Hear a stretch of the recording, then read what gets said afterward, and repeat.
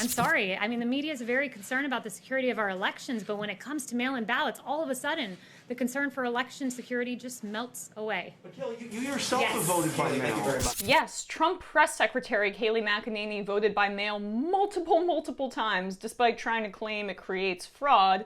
Same story with Kellyanne Conway, pretty much. People are very proud to show up and go to the polls. They really are. I mean, they wait in line at Georgetown Cupcake for an hour to get a cupcake. So I think they can probably wait in line to do something as consequential and critical and constitutionally significant as cast their ballot. But not Kellyanne. She voted in the 2018 midterm elections with a mail-in ballot, records show, and of course, the big fish, Donald Trump. So you were highly critical of mail-in voting, mail-in ballots for voting. I think mail-in voting is but horrible. you voted by It's mail corrupt. in Florida's election last month, didn't you? Sure, I could vote by mail for that. How do you reconcile Because I'm that? allowed to. Well, that's called out of state.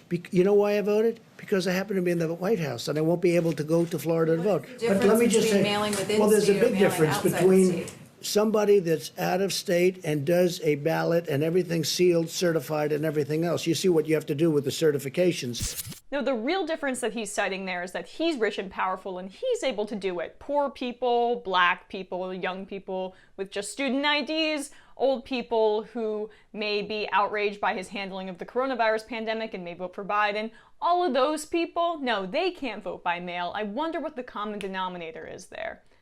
The fact that they would be voting against him, most likely. Same with Kellyanne and Kayleigh there. They're white, wealthy, powerful people. They get to vote by mail because they're the Washington elite, and everyone else can't participate. Talk about draining the swamp, by the way. We have separate rules. The rest of you are trying to commit fraud. Sure, Trump has been trying to discredit elections since he came into office, claiming there were millions of people who voted illegally, trying to explain away that Hillary Clinton won millions more votes than the popular vote. And this is his latest attempt, but it's extremely dangerous, this time even more so, while those instances were also dangerous because mail-in voting could determine the election in the midst of this historic, unprecedented, terrifying pandemic. About 1/3 of all states allow voting by mail, but only if the voter shows specific cause or needs, such as disability, absentee status, or religious observance.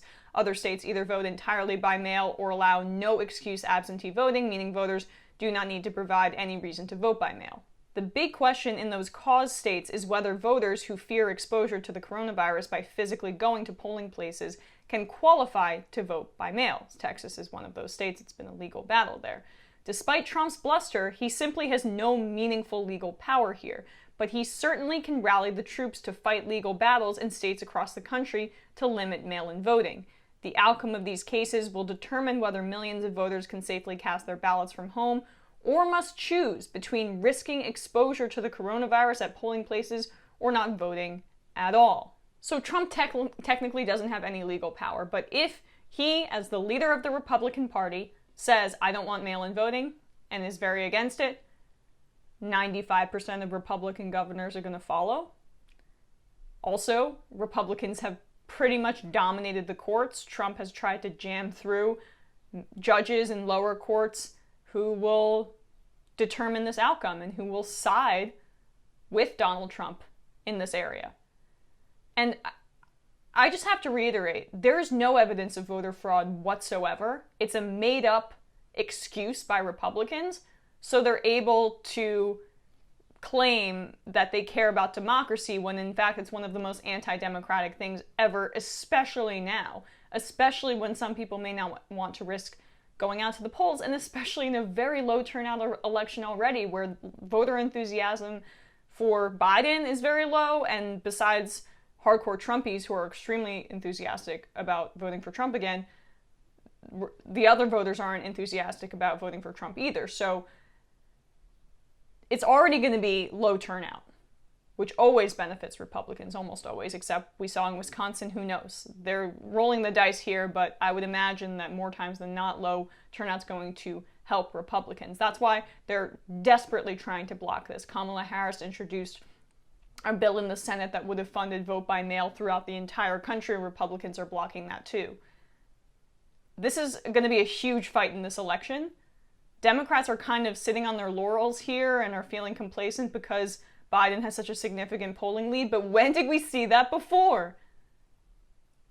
Trump is quietly trying to stack the deck here, and we have to call it out, because if people aren't able to vote safely, it could be another disastrous outcome for the Democrats and for democracy in 2020.